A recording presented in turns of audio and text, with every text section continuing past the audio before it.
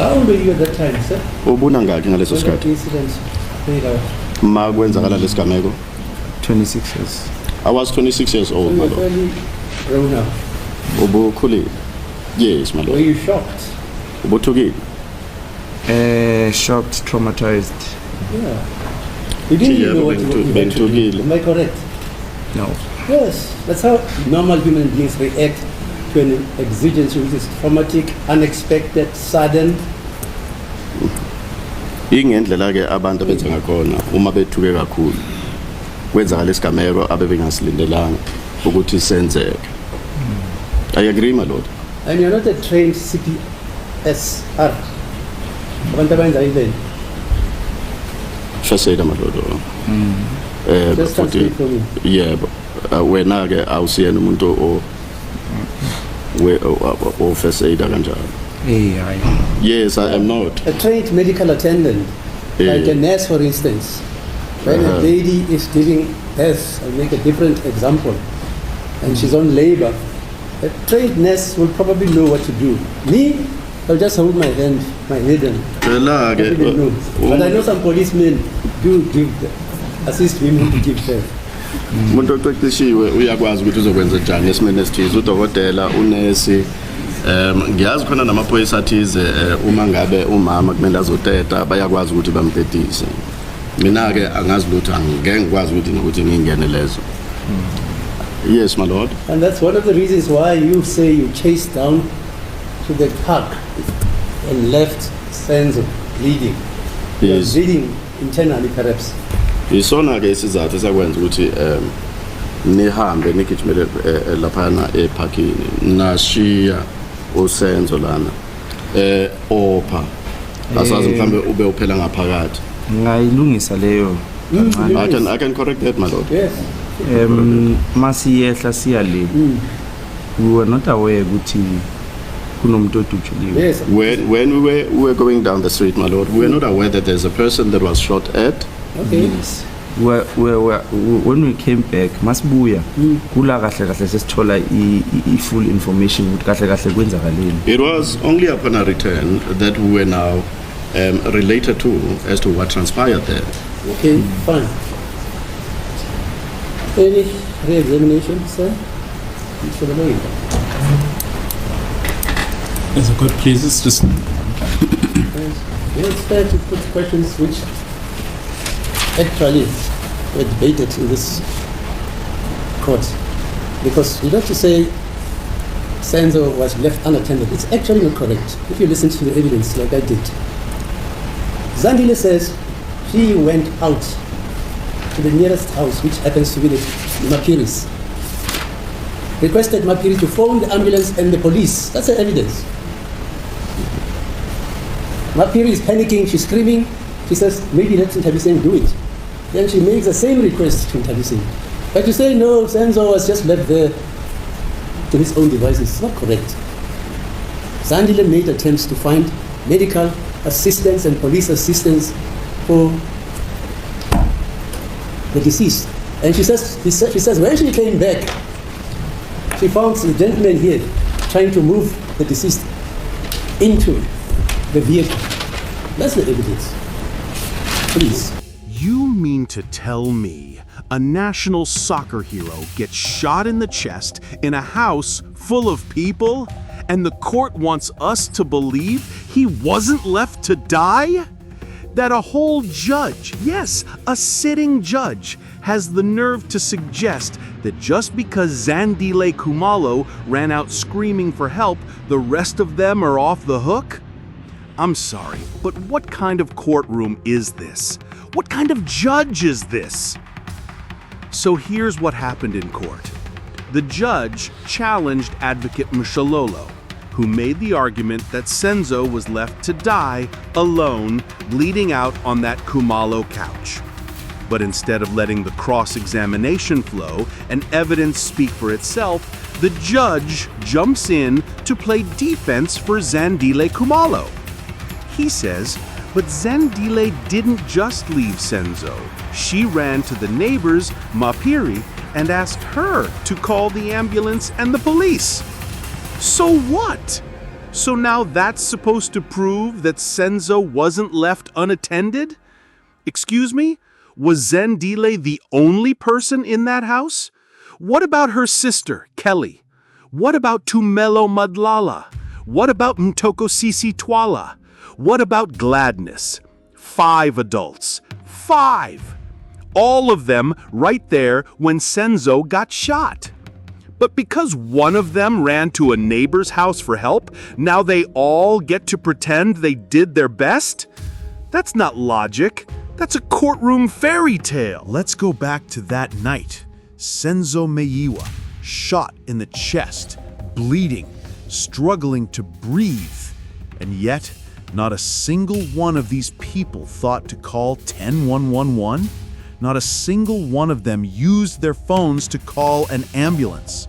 Not a single one of them grabbed a towel, a cloth, anything to apply pressure to stop the bleeding. They didn't rush him to the car right away. They didn't check his pulse. They didn't monitor his breathing. They didn't even try. And the judge has the audacity to say, but Zandile ran to Mapiri's house, so Senzo wasn't left alone. Are you joking? Because while Zandile ran outside in panic, the rest of those people just stood there like statues, watching their friend, their guest, a whole national goalkeeper, bleed to death. Let's not sugarcoat this. They abandoned him. Let's apply some common sense here. If someone you know, family or friend, gets shot in your home, what's the first thing you do? You help them. You grab your phone, you call for help, you apply pressure, you check their pulse, you scream, you carry them to the car if needed.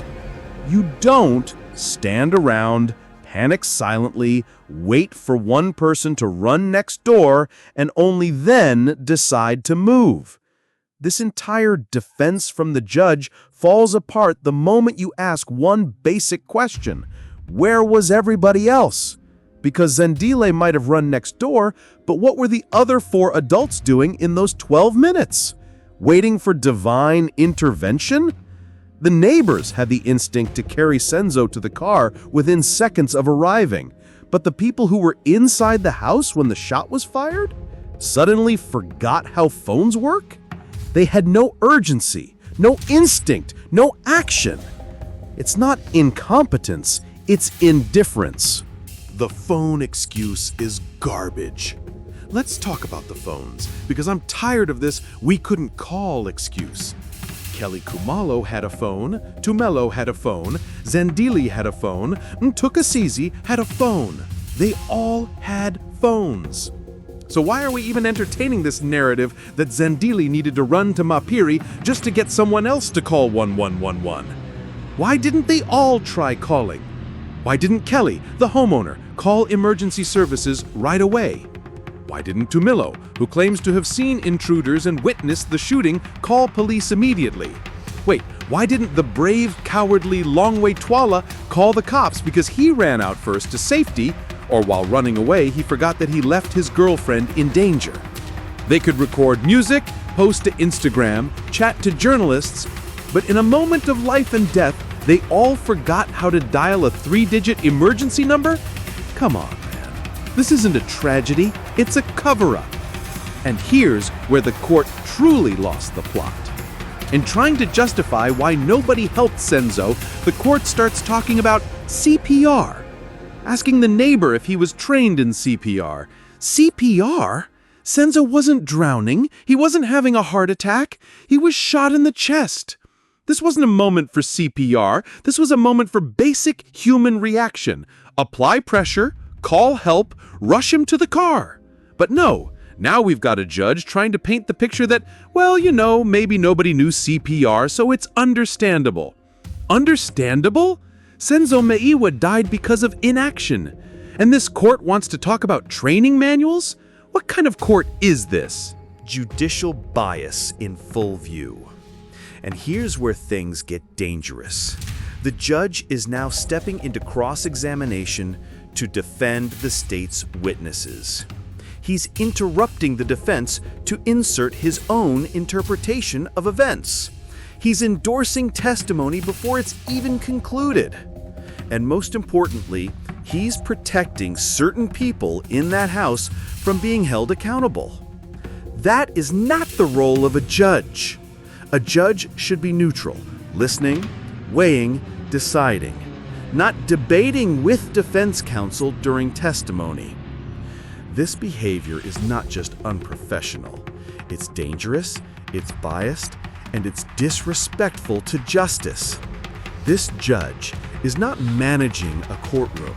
He's micromanaging the narrative. And you have to ask yourself, why? If the people in that house had acted like human beings, Senzo might still be alive. Let that sink in. Instead, the defense is being ridiculed for asking fair questions. The court is now assisting the narrative that everyone did their best when the facts say otherwise. If Zandile truly ran to the neighbors, then fine. Give her that credit. But what about the others? You mean to tell me all of them were too shocked to move? All of them were so paralyzed they couldn't even pick up a phone? Yet the neighbors had the presence of mind to put Senzo in a car. That's not trauma. That's avoidance. That's cowardice. That's possibly even complicity. And the court's refusal to ask those questions is exactly why this trial has become a joke to the public. Time to call it what it is. Let's stop playing games. This wasn't a chaotic, confusing moment where people froze. This was a room full of artists, adults, and alleged witnesses, all of whom did absolutely nothing while a man bled to death. And now a judge has the nerve to claim, well, Zandile tried. So what? Trying doesn't absolve everyone else.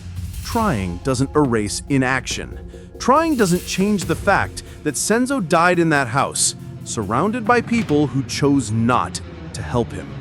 So no, with all due respect, Advocate Misholo is not wrong. She's the only one in that room asking real questions. And if this court can't handle those questions, if this judge wants to step into the ring and argue for the witnesses, then we're not watching a trial. We're watching a performance. And that, South Africa, is a disgrace.